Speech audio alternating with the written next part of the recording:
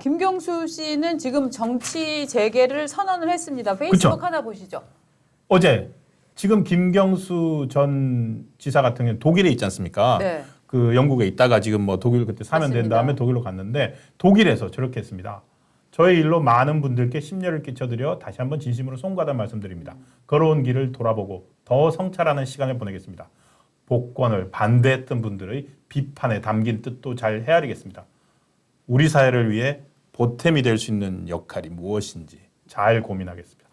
저거군요. 저게 지금 시차를 보면은 독일에서 새벽에 올린 거 아니에요? 아 그렇게 되나요? 우리나라의 대통령이 이제 이 사인을 하는 시각이 어제 저는 제가 알기로는 오전에 사인한 걸로 알고 있는데 오전에 사인하면 우리나라에서 오전 10시면은 독일은 이제 저 7시간 빼면은 몇 시입니까?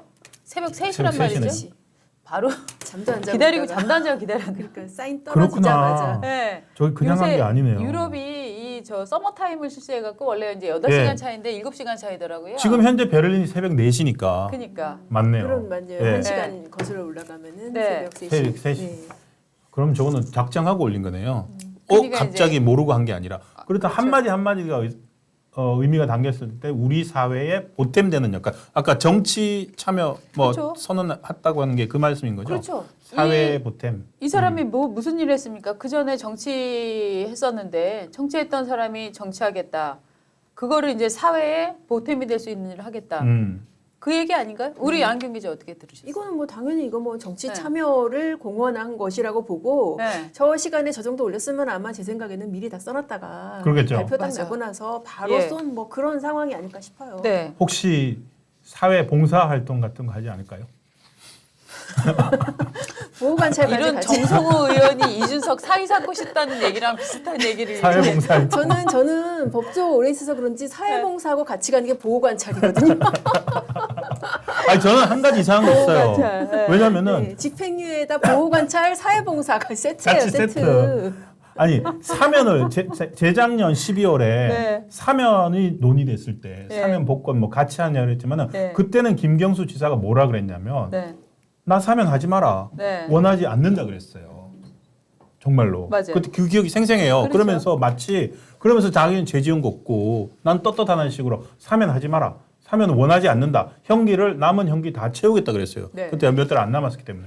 근데 이번에도 복권할 필요 없다. 윤석열 정부에서 뭐 해주는 복권 나는 필요 없다. 그런 말 할 줄 알았는데 한마디도 안 하고 네. 의외로 땡큐 감사 이렇게 얘기가 나오니까 조금 의외였어요. 맞아요. 이게 근데 여기에도 이를테면은 자기의 이 민주주의에 저희가 계속 말씀을 드리고 있습니다만 저는 김경수 범죄는 정말 민주주의의 꽃을 짓밟은 사건이라고 생각을 하는데 여기에 대한 그러니까 반성의 기미가 없어요. 복권을 반대했던 분들의 비판에 담긴 뜻도 잘 헤아리겠습니다. 이게 만약에 반성문을 이렇게 재판부에 냈다 하면 요거를 반성의 뜻이 아주 잘 전달된다 이렇게 볼 수 있는 표현이에요. 어때요, 양경 아, 기자? 이거는 반성문이 아니죠, 이거는. 반성 아니다. 아닌가요? 그리고 지금 사실 이런 태도뿐만 아니라 재판 내내 얼마나 본인이 무죄를 주장하고 그것 때문에 네. 재판이 정말 무진 난관을 겪었었어요. 아, 그래요? 그럼요. 1심 같은 경우에는 이게 왜 공직선거법 사건이거든요. 네. 그래서 6개월 내에 1심 선고가 나야 되는데 1심은 사실 지금 생각해보면 이게 너무 당연한데 놀라운 속도인 게 5개월 만에 1심이 났어요. 아, 김경수는 1심이 5개월 만에 났다? 네, 맞아요. 5개월 만에 났고 그때만 해도 재판이 정말 왜 법에 보면 강행 규정으로 공직선거법 6개월 내에 판결하라고 돼 있잖아요. 네. 그게 지켜지던 시절이었어요. 마음 먹으면은.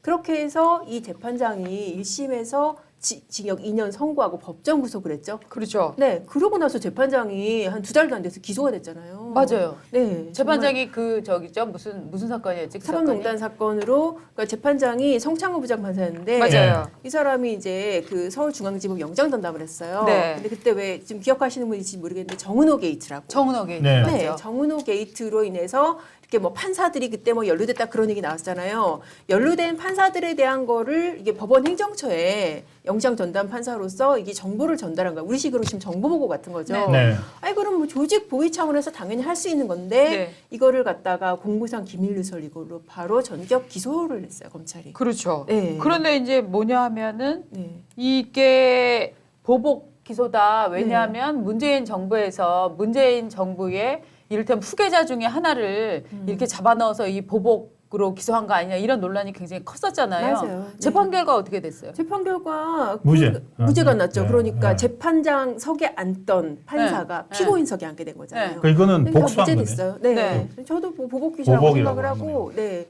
그래서 결국은 다 무죄 확정 판결이 났습니다. 물론 지금 이제 법원 나가서 변호사 생활을 하고 있죠. 야, 아. 근데 이 사람은 그러니까 이 성창호 부장판사는 감히 김경수 도련님에게 2년을 때렸다는 이유로 네. 보복 기소 당했다라고 보는 게 이제 우리 보통 사람들이 보는 일반적인 시각인 거잖아요. 그렇죠. 그러니까 이분은 어떻게 보면은 자기 인생의 경로가 완전히 바뀐 거네요. 완전히 바뀐 거죠. 김경수 재판 하나로. 이게 네. 그때만 해도 그 사람이 이제 뭐 서울중앙지법 합의부를 한다고 그러면은 이거는 정말 일정 코스까지 보장이 된 거예요. 어. 지금과는 달리 영장전담 중앙형사 합의부 했으면은 판사로서 네. 능력을 인정을 받은 거고 예, 예. 일정 정도까지는 정말 출세 코스가 보장이 된 거거든요. 네.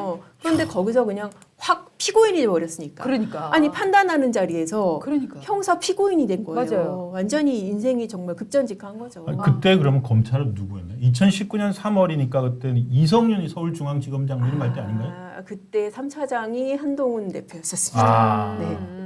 그때는 또 그렇게 네, 그렇게. 3차장이 한동훈 사실 뭐 윤석열 검찰총장이 문재인 정권의 검찰총장이었습니다. 맞습니다. 네. 네. 그런데 지금 제가 말씀하시는 사이에 좀 정확한 워딩을 한번 찾아봤습니다. 김경수 지사가 대법원 판결이 나온 직후에 자기가 했던 말, 야 이렇게 얘기했네요. 법정을 통한 진실 찾기가 제게 막혔다고 진실이 바뀔 수는 없습니다. 뭐라고? 법정을 통한 진실 찾기가 저한테 대법원 확정 판결이 나온 직후에 입장을 냈습니다. 대법원 판결에 따라서 제가 감내해야 될 몫은 감당하겠습니다. 하지만 법정에서 진실 찾기가 저한테 막혔다고 진실이 바뀔 수는 없습니다. 저의 결백과 진실을 밝히기 위한 노력은 여기서 멈추지만 무엇이 진실인지 그 최종적인 판단은 이제 국민들의 몫으로 남겨드리겠습니다. 아니 어저께도 이제 민주당이 낸 환영 야. 성명을 보면 그 사진이 있었나요? 이 사람이 억울한 옥고를 치렀다 이런 표현들을 지금 쓰고 있잖아요. 세상에 네. 정말 네. 아직까지도 이렇게 예. 정신 그러니까요. 승리를 뻔뻔하게 할 줄은 네. 정말 이게 진짜 사건 모양을 보시면 이렇게 얘기하면 진짜 안 되는 네. 사건이에요. 맞습니다. 저기 보십시오. 한동훈 국민의힘 대표는 김경수 복권에 공감하기는 난 어렵다. 하지만 더 이상 언급은 않겠다라고 얘기를 했고 민주당은 억울한 옥고의 위안을 한다. 환영한다. 이런 억울한 옥고. 딱 드는 생각이 뭐냐면은 이전에 한명숙 전 총리가 예, 대법원 확정 맞죠. 판결을 받고 하얀 백합하고 성경책 아, 가지고 들어가도 막 그때 생각이 나네요. 그래서 네. 참 본인은 끝까지 억울하고 네. 나는 정말 정치 검찰에 수사를 당한 거고 지금 그런 입장이 아닐까 싶어요. 그렇죠. 언제부터 이렇게 됐습니까? 웬만하면은 법원에서 아무리 무죄나 이런 걸 주장하더라도 대법원까지 가서 유죄가 나면은 네. 대부분의 사람들은 인정을 하잖아요. 네. 근데 왜 특정 진영의 사람들은 그것까지도 인정을 하지 않고 마치 억압받았던 그게 정치 탄압으로 돌려버리는 거잖아요. 그렇죠. 그게 사실 뭐 조국 때가 원조가 아니었까 싶은데 조국. 제가 맞아요. 말씀드린 대로 어떻게 근데 보면 한명숙 한명숙이 때부터 원조야. 한명숙이 그렇죠, 원조군요. 맞아요. 그때가 네. 더 네. 그때부터 시작된 게 원조가 아닐까 맞아요. 한명숙이군요. 원조 한명수, 네. 그다음에 이제 중흥기를 이끈 조국. 조국. 뭐 이렇게 되는 거지. 그렇죠. 예. 이제는 이제 거의 그냥 규범이 돼버렸잖아요. 맞아요, 지금. 맞아요. 갑자기 그러고 보니까 이러면은 이렇게 죄를 인정하지 않으면 이제 사면 복권 안 해줘야 되는 거 아니야? 맞습니다. 이게요. 그렇게 진실을 추구한다는데 스스로 감내하고 다 한 다음에 하는 게 더 뭐라 그러죠? 또 떳떳하지. 지금은 또 저렇게 주장하면서도 또 던져주는 사탕은 먹겠다는 거 아니에요? 그렇죠. 이게 참 보면은 뭐 조윤선 장관이라든가 뭐 원세훈 전 국정원장이라든가 이번에 네. 사면이 된 다른 분들은 이 억울함으로 치면은 김경수의 억울함에 비할 바가 없는 분들인데 그렇죠. 이분들이 어느 하나 나서갖고 내가 진짜 억울했었다 혹은 맞아요. 국민의힘에서도 네. 그들을 위로하면서 정말 억울한 수사를 당했었다 아무도 얘기하고 있지 않아요. 그죠? 이거는 진짜 범죄 질러 봤을 때요. 네. 자, 지금은 이제 네이버 같은 경우에 네. 이제 이 사건 이후에 그 네. 글 댓글 정렬 방식이 바뀌었잖아요. 바뀌었죠. 예. 그리고 공감 비율 순이 아니라 맞아요. 최신 순으로 바뀌었잖아요. 그렇죠. 정치 기사. 그때만 해도 이제 공감을 많이 하는 수두로 위기에 노출이 되잖아요.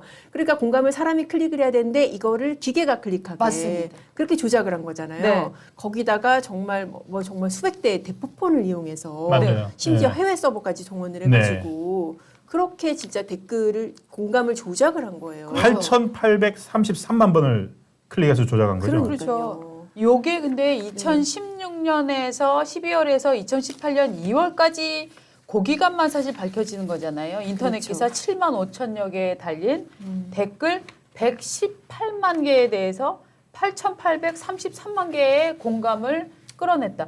이렇게 물량 공세를 하면 이를테면 똑같은 한 상황에서도 문재인을 지지하는 글들이 공감이 가장 많이 올라오고 그렇죠. 문재인 비판하는 글에는 공감이 쭉 빠져갖고 내려가 버리는 효과가 나오는 거잖아요. 이게 맞습니다. 실질적 여론 조작이잖아요. 네, 맞아요. 네. 네. 이게 민주당에서 이걸 나오게 된 것도 사실은 그 기간만 이번 본 거고 실제 민주당이 착안을 했던 거는 뭐냐면 문재인 정부가 들어서고 난 다음에 평창 동계올림픽 때잖아요. 네. 평창 동계올림픽 때 남북 단일팀을 구성한 거에 대해서 네.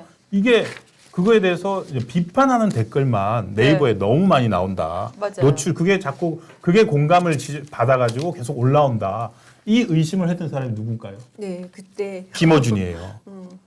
이걸 의심했던 사람이 김어준이에요. 그걸 딱 받은 게 추미애군요. 추미애죠. 그러니까. 그렇죠. 네. 김어준이 그걸 이상하게 보고 2018년이니까 그때 3월인가요? 그 당시 SBS에서 김어준이 진행하던 네. 블랙하우스라고 하는 프로그램이 맞습니다. 있었습니다. 맞습니다. 그날 저는 그걸 직접 봤어요. 블랙하우스라는 프로그램에서 그 2월이군요. 2018년 2월에 김어준의 블랙하우스에 그 업자가 나옵니다. 네네. 그래서 저는 이게 이 사람들은 도대체 그러니까 뭐냐면은 문재인 정부를 김경수와 함께 해서 문재인 정부 출범을 했어요.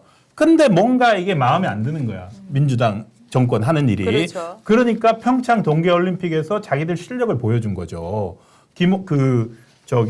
계속 뭡니까? 남북 단일팀 비판하고 김여정 온 거 비판하고 이런 거 막 네. 자꾸 올라가는 거를 방송에서 보여줘요. 그럼 실제로 그 기사가 올라온 다음에 댓글이 싫어요가 한 90개 나오고 좋아요가 순식간에 300개, 400개 올라가는 것들을 보여줍니다. 네. 그래서 이거 이상하다 하는데 그걸 딱 본 사람이 당시 민주당 대표였던 네. 추미애 여사죠. 네. 추미애 씨가 그걸 보고 이거는 고발해야 된다. 저건 맞습니다. 국힘이다. 네. 저 국정원 댓글 조작하던 실력이 또 나왔다. 네. 그러고는 경찰에 고발하고 경찰에서 고발해갔더니 김경수가 달려 나온 거 아닙니까? 그러니까 진짜 국정원 댓글 말씀하셨는데 이게 차원이 얼마나 다르냐면은 사실 국정원 댓글 네. 조작이 없었다는 거 아니에요. 근데 차원이 국정원 댓글 조작 사람이 다 쓴 거잖아요. 사람이 했는데, 의원들이. 사람이. 한 땀 한 땀 바느질을 맞아요, 한 거잖아요. 맞아요. 근데 이거는 드루킹은 재봉줄로 쪼라락 박아서 맞아요. 네. 바느질과 비교가 안 재봉틀 되는 비유 거예요. 완전 좋네요. 네. 그날 보여줬다니까요. 네. 좋아요가 순식간에 쭈르륵 올라오는데 그때 당시에 좋아요가 많으면 네이버에서 순위가 올라가 버립니다. 네, 네. 그러면은 그 남북 단일팀을 칭송하는 글들만 댓글만 맞아요. 기사 끝나고 난 다음에 댓글 한 두세 개, 세 개, 네 개가 다 네. 그걸 칭찬하는 댓글이 달려요. 네. 그러면 사람들은 그거에 이거 사람들이 좋아하는 거구나라고 사람들이 생각을 하게 이렇게 됩니다. 생각을 하는구나. 예. 문제가 있다고 생각하다가도 내 생각이 틀렸었구나. 맞습니다. 라고 자기 생각을 그렇죠. 조정하게 되는 거예요. 그러니까요. 그게 여론 조작인 거잖아요. 네. 맞아요. 자, 그래서 저희가 여러분들께 질문을 드리겠습니다. 김경수가 복권이 됐고 정치를 시작한다고 하는데 어머야 이거 뭔 일이지? 라고 해서 가장 불쾌할 사람은 누구일까요? 저희가 설문조사를 한번 올리겠습니다. 자, 김경수 정치재계에 가장 화날 사람은 누구인가? 자, 여기까지 들으셨잖아요. 지금 문재인 침해설은 송가혁이 퍼뜨리고 있다. 이 얘기에 가장 어떠거라 할 사람은 이재명 대표가 아닌가라는 느낌도 반대로 드는데 왜냐하면 이제 그런 얘기들이 굉장히 소문으로도 많이 떠돌았었는데 어떻게 볼까 했더니 윤석열 대통령일 것이다 3%, 한동훈 대표일 것이다 22%, 꽤 올라갔네요. 이재명 의원일 것이다 71%, 추미애일 것이다 4%. 추미애 의원이 2등 했네. 끝에서 2등 했네. 끝에서 2등. 4%는 추미애 지금 네. 가만히 이제 있는데 다시 자기의 헛발질. 아마 추미애는 그러니까. 이불킥을 하고 있지 않을까. 내가 그때 왜 하면서. 진짜. 킥이 한두 번이 아니잖아요. 입을 이렇게 자주 하는 분. 예. 이게 한동훈 대표일 것이다라고 보는 이유는 어디 있다고 생각을 하세요? 22%의 시청자들이 네. 김경수 정치 재개하면 한동훈 대표 빡치겠지라고 생각하는 이유는 뭐라고 생각하세요, 두 분? 이게 사실 네. 제가 보기에는 뭐 네. 이렇게 시중에 떠드는 얘기나 뭐 네. 이렇게 얘기가 한동훈 대표가 대선에 나간다면은 네. 상대가 이재명일 때가 가장 유리하다. 네. 그런데 김경수가 되면 이게 좀 곤란해질 수가 있다. 네. 그런 얘기들 사실 돌잖아요. 맞아요. 그런 차원에서 생각하시는 분들이 이제 이 한동훈 피카를 하지 않나. 네. 그렇죠. 약간- 이재명이면 지금 사실 공식이나 다 잡혀 있는데 네. 김경수라는 뉴페이스가 나오면은 약간 겹치잖아요. 한동훈과 젊음이나 뭐 이미지도 겹치고 맞습니다. 그리고 모범생 이미지. 예. 실제와 상관없는 일단 이미지로 예. 모범생 이미지. 거기다가 네. 실제 표 계산도 달라집니다. 이른바 중도들, 네. 중도층들이 중도층 중에서 지난 대선에서도 드러났듯이 이재명 대표가 갖고 있는 어떤 범죄 경력이나 그렇죠. 이런 것들에 대해서 혐오감을 느끼는 사람들이 있는데 김경수는 중도에서 상당히 또 표를 빼앗아 올 수 있다고 생각하거든요. 김경수 지사가 제가 이제 재판 받으면서 네. 법정에 들어가서 봤잖아요. 음, 당시에 그 애티튜드가 되게 좋아요. 그래서 아. 기자들한테도 네. 굉장히 친절하고 네. 젠틀하고 네. 그래서 본인 선고하는 날도 아우 수고하십니다 뭐 이러면서 네. 입구에서 인사하고 들어가는데 그날 이제 법정 구속이 돼서 우리도 물론 이제 뭐 진영이나 이런 것도 있지만 입장의 차이는 있지만 저렇게 구속되는구나 네. 하고 맞아요. 네, 그런 기억이 그러니까 나요. 잠깐만 그러면 한동훈이 아니라 이재명이 제일 화나야 되는 거 아닌가요? 자기의 강력한 대항마가 나왔으니까 그렇죠. 강력한 대항마고 이재명 어쩔 수 없이 그래서 지금 이재명 시청자들이 71%나 그러네. 네. 가장 이재명이다라고 얘기를 해주고 계신데 아, 이 일종의 좌파에서는 잘 하는 것이 그 사람이 실제 인생 스토리와 인성과 상관없이 겉으로 그럴듯해 보이는 사람들을 잘 만들어내고 그 사람들이 태도를 굉장히 여성 친화적이라거나 맞아요. 부드럽게 그렇죠. 엘리트적으로 꾸미잖아요. 저는 그 마케팅에 가장 선두에서 대통령이 된 사람이 문재인이라고 생각을 하는데 사실은 김경수는 문재인의 복잡한 비슷한 거잖아요. 우유빛깔 김경수. 그렇죠. 우유빛깔 김경수. 잊고 그리고 있었다. 실제로는 네. 학력이나 어떤 경력 면에서 문재인보다는 훨씬 더 그럼요. 우수하다라고도 네. 이제 볼 수 있는 지점들이 있는 거죠. 그런데 문제는 뭐냐면 이 사람이 민주주의의 꽃을 훼손하는 엄청난 범죄를 저질렀었던 거다. 이게 이제 과연 2027년 선거 국면에서 유권자들이 강하게 인지를 할 거냐. 이게 이제 핵심적인 사안이겠죠. 그렇죠. 근데 사실 상대가 만약에 당내 상대가 이재명이라고 한다면은 네. 2027년 때는 뭐 아무리 못해도 판결이 뭐 몇 개나 나왔을 거 아니에요. 네. 그런 범죄들이랑 비교를 했을 때 네. 물론 이 댓글 조작이라는 범죄도 정말 민주주의에 있어서 용납될 수 없는 중범죄이긴 하지만은 네. 이게 지금 이재명 대표의 재판받고 있는 혐의를 보세요. 보면은 공직선거법 위반도 있지만은 뭐 네. 대장동 뭐 수천억 배임이라든지 네. 백현동 그리고 뭐 뇌물 혐의도 있고 그렇잖아요. 네. 그런 거랑 비교를 했을 때는 이것도 상대적으로 또 더군다나 또 사면 복권까지 다 끝난 그러니까요. 사안이라고 한다면은 또 달라 보일 수 있어요, 사실. 저는 갑자기 김경수 지사가 네. 들어올 시점에 그러니까 지금 이제 독일에 있잖아요. 독일에 있으면서 딱 준비한 듯이 메시지를 올렸는데 지금 당장은 안 들어오거든요. 네. 그래서 이제 예상하기는 올 연말쯤 들어올 거로 이제 많이들 예상을 하시던데 그때쯤이면 지금 딱 이재명 대표 선고가 9월에 결심 공판들 2개 있고 10월 말 11월 늦어도 네. 11월이면은 선거법 위반하고 위증교사제 일단 1심 선고가 나오잖아요. 그렇죠. 어떤 느낌이 드냐면은 만약에 거기서 이재명 대표가 전부 무죄가 난다. 1심 무죄. 나면 안 들어올 것 같고. 근데 무죄 날 가능성은 어떻게 보세요? 뭐 저는 없다고 보는데 그러니까. 근데 진짜 사실 요즘에 100%를 장담할 수는 수는 없어요. 없으니까. 사실 그렇죠. 법원 이재명 대표 사실 구속된다고 다들 생각하셨잖아요. 맞습니다. 영장 필지했을 때. 맞습니다. 그래서 저는 법정 구속이나 이런 건 안 되더라도 어쨌든 뭐 선거법도 뭐 어느 정도 나올 거고 그게 100만 원 넘느냐 그렇죠. 안 그러니까 넘느냐. 구속될 사안은 아니에요, 아니니까. 둘 다. 예, 사실 어쨌든 이게 그리고 야당 의원직 대표- 상실형이 나오느냐. 예. 그리고 뭐 1심에서 네. 계속 유지는 될 거 아닙니까? 대부분 나올 때까지. 그럼에도 불구하고 1심에서 유죄가 나와 버리면 상당히 타격이 크거든요. 그 상황에서 지금 이제 김경수가 귀국을 하는 거죠. 그 그림이 지금 그려지네요. 그러니까 이제 어떻게 보면은 그림이 이제 전과 4번 플러스 1심 유죄 판결된 전과 4번 플러스 알파인 이재명과 사면 복권 끝난 중대 범죄 경력을 가진 정가 1범에 정가 1범 근데 정가 김경수 1범인가? 맞아? 그 전에는 정가가 그 전에 없었나? 학생운동 했으니까 뭐 네, 있지 않습니까? 있을 수도 있는 것 폭력행위 같은데. 학생운동 하신 분들은 폭력행위 처벌에 관한 법률 위반 뭐 이런 네, 것들이 그러니까 이제 나와요. 김경수 관련해서 네. 이 정가가 하나라고 치면 있는 이제 김경수와 붙으면 어떻게 될까? 뭐 이제 이런 그림이 이제 자연스럽게 그려지는 잘하면 거죠. 꽃가마처럼 그려지니까 아무리 봐도 이재명이 제일 싫을 것 같네요. 예. 자기의 더구나 1심 선고를 밟고서 그렇죠. 예. 그러니까 어떻게 본다면은 민주당 진영에서는 이 시점은 피해달라는 생각을 가질 수도 있었겠네요. 그렇죠. 그러니까 예. 지금 그 정치평론가들이나 혹은 민주당에서 김경수 나오면 민주 진영이 오히려 확장된다. 친문과 친이가 합쳐져서 민주당의 진영이 확장되고 야 국민의힘 바보 같은 짓 한 거야라고 얘기를 하지만 제가 볼 때는 이게 오히려 역선전이다라는 느낌도 살짝 들거든요.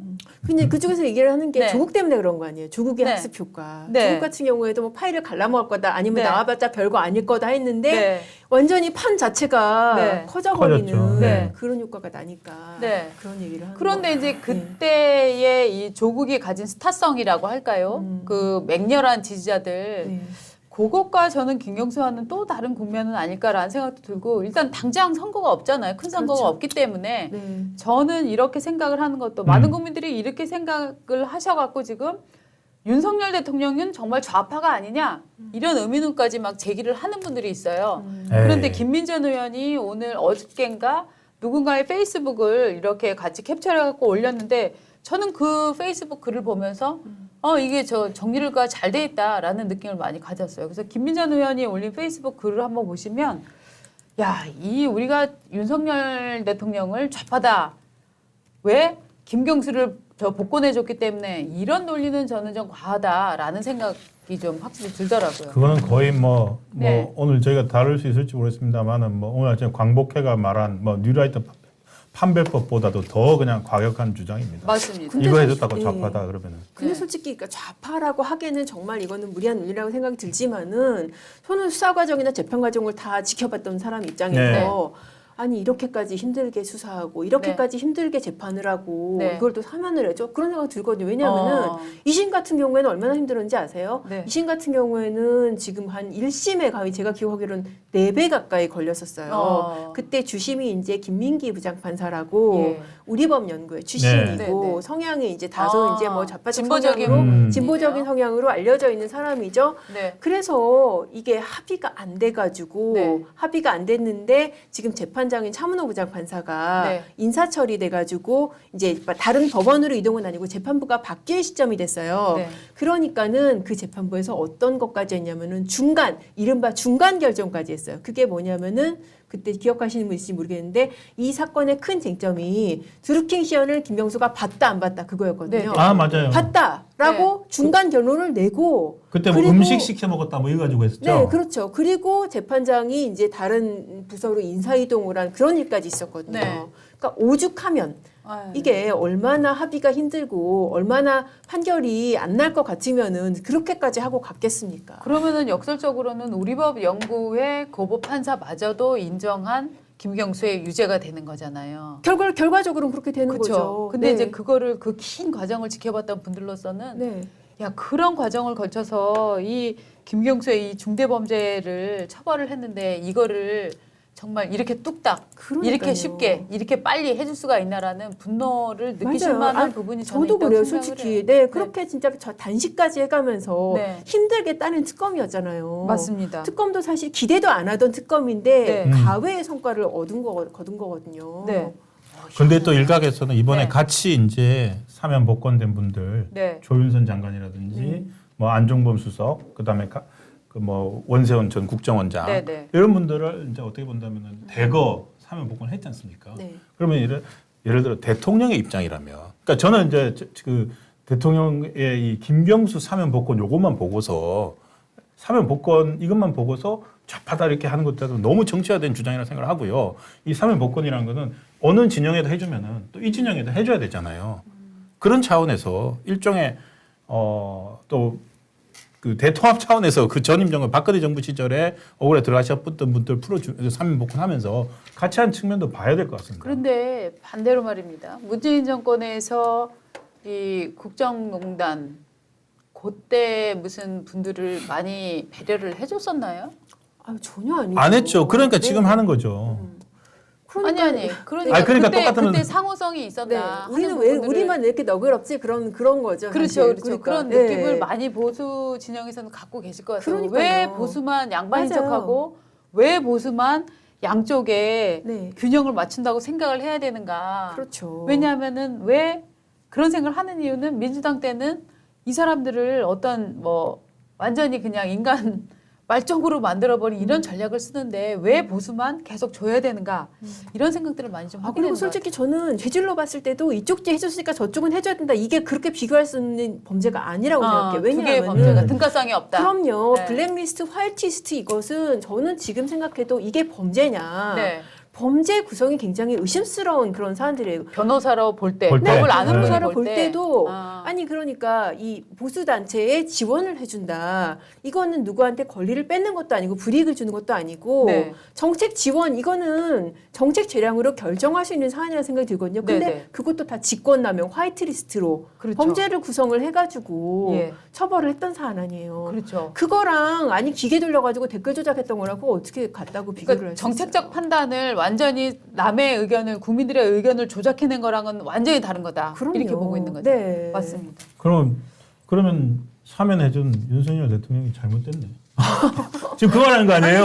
저는 솔직히 저는 이 사면 저는 반대, 네. 복권 네. 반대예요. 저도 네. 복권 김경수 복권은 반대였어요. 제가 줄창 얘기를 하잖아요. 저는 처음부터 이거는 정치적 공학적인 것도 생각을 해야 되고 네. 김경수는 이쯤에 나올 거다라고 네. 생각을 했고 그 시점에 다 같이 나올 거다. 네. 그리고 좌파 대통령의 그 좌파 정부 시절에 그 편협한 태도와 네. 그 좌파 정부 시절에 편협한 태도를 받아가지고 쟤들이 저랬으니까 우리도 그래야지 그건 아닌 것 같아요. 그리고 어떻게 본다면은 이렇게 그냥 저는 이런 것들이 크게 보면은 다 통합이고 중도 확장으로 갈 수 있는 발판들 마련할 수 있지 않을까 싶습니다. 좋은 말씀 무조건 감사합니다. 아 진짜 정말 이거 좋은 가지고 말씀 감사합니다.